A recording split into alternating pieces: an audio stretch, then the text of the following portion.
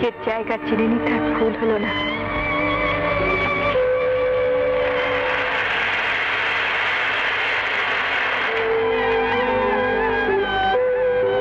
রাজ ঐশ্বর্য হাতে পেয়ে গরিবের উপর দয়া দেখাতে এসছেন।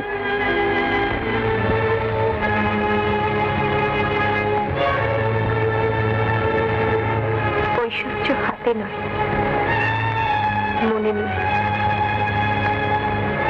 আর